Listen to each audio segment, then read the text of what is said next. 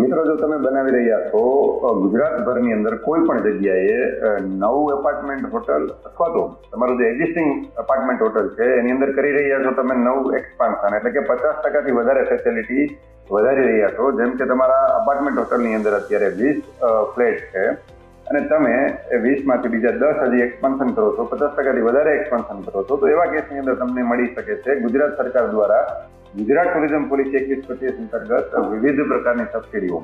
તો આજે આપણા આ વિડીયો થ્રુ સમજીશું કે કઈ કઈ સબસિડી મળે છે, કેટલી સબસિડી મળે છે અને કેવી રીતે સબસિડી મળે છે.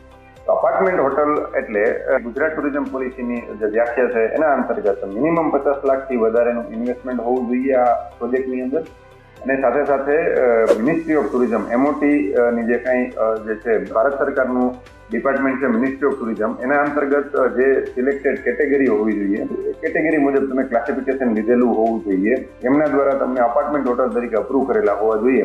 એવા કેસની અંદર તમને મળી શકે છે 3 અલગ અલગ subsidy: capital subsidy, electricity duty અને જે કાંઈ સ્ટેમ્પ ડ્યુટી આપણે ભરતા હોય છે લેન્ડ પરચેસ કરવા કે લીઝ ઉપર લેવા માટે, અને રજિસ્ટ્રેશન ફી. આનો 100% તમને એક્ઝમ્પશન મળે છે. અને સાથે સાથે એની અંદર તમને ગ્રીન બિલ્ડિંગ અને સસ્ટેનેબલ ટુરિઝમ સર્ટિફિકેશન લેવા ઉપર પણ સબસિડી મળતી હોય છે. તો આ 3 સબસિડી કેટલી મળે છે, કેવી રીતે મળે છે, આપણે આગળ સમજીએ.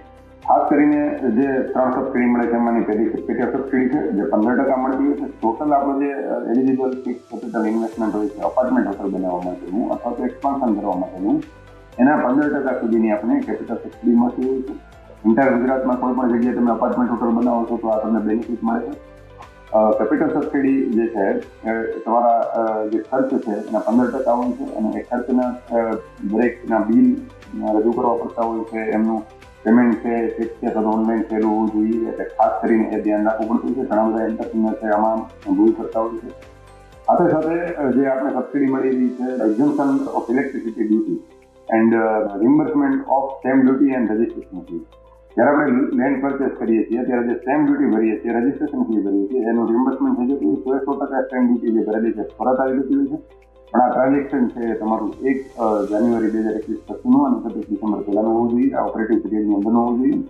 ઇલેક્ટ્રિસિટી ડ્યુટી છે જ્યારે આપણે એપ્લિકેશન કરતા હોય છે સબસિડીની, ત્યારે ગવર્મેન્ટ છે ગુજરાત ટુરિઝમ છે આપણે ઇલેક્ટ્રિસિટી ડ્યુટીનું એક્ઝમ્પશન સર્ટિફિકેટ આપે છે, જે આપણે ઇલેક્ટ્રિસિટી ડ્યુટી ડિપાર્ટમેન્ટને સબમિટ કરીએ ત્યારે આપણા ઇલેક્ટ્રિસિટી બિલમાંથી 15% જે ઇલેક્ટ્રિસિટી ડ્યુટી છે એ લાસ્ટ સીઝનના હોય છે, એટલું ઓછું બિલ આવે, એટલે કે 100% ઇલેક્ટ્રિસિટી ડ્યુટી આપણે માફ થઈ હોય છે.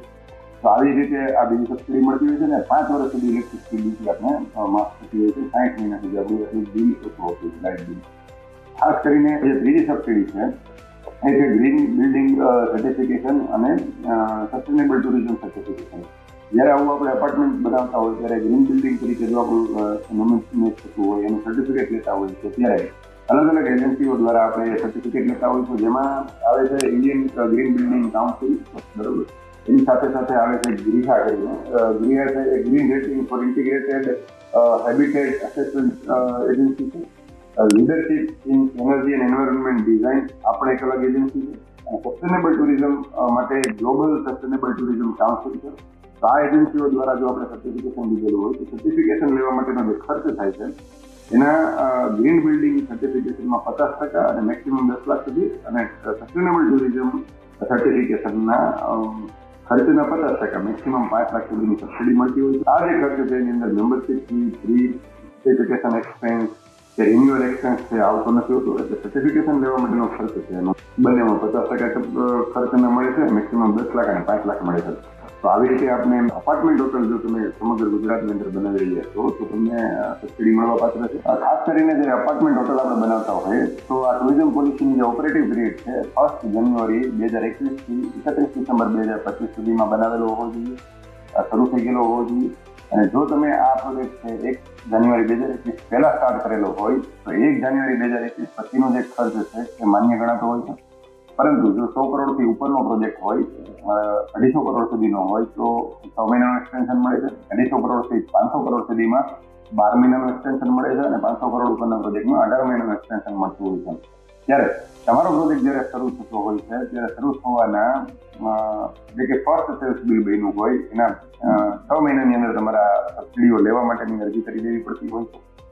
ખાસ કરીને તમે આ પોલિસી અંતર્ગત જયારે સબસિડી લેતા હો છો ટુરિઝમ પોલિસી અંતર્ગત ત્યારે બીજી કોઈ પણ ગુજરાત સરકારની પોલિસી અંતર્ગત લાભ ના લઈ શકો, બીજી સબસિડી ના લઈ શકો. મેક્સિમમ જે બેનિફિટ છે સબસિડીનો ટોટલ 3 સબસિડીનો છે ટોટલ ખર્ચથી વધારે ના હોવો જોઈએ. આ બધી જે ગાઈડલાઈન છે આપણે ફોલો કરવી પડતી હોય છે.